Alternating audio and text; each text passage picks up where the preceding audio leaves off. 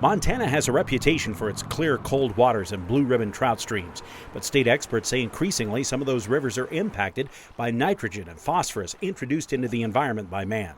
And that's easily seen with a closer look at the algae growth in rivers like the Upper Clark Fork, where the riverbed becomes a carpet of green as water levels drop and temperatures go up in late summer. And state officials are pointing out this is a much different issue than the highly publicized battle against invasive aquatic species.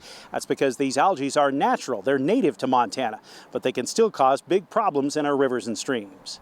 The reason it's an issue is because it's a plant, so it photosynthesizes and it's taking up oxygen. So it's stealing, if you will, dissolved oxygen from fish and aquatic life. They need it to breathe. Then there's issues when it decays and dies. It's also an issue for recreation. So it's an aesthetic issue.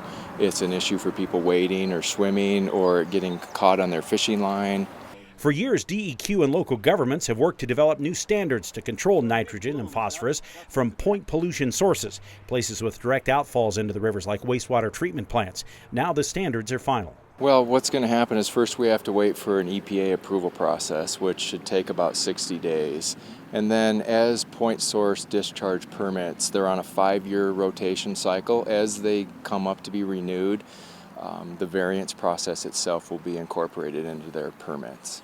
DEQ says the primary impacts of the new standards will be on Montana's towns and cities. Individual landowners won't be directly affected, although residents who live in towns may see some long-term costs as municipalities pay for those new systems and upgrades. And what we're trying to do is implement common sense and a staged approach so that we can be successful. On the Upper Clark Fork, Dennis Bragg, MTN News.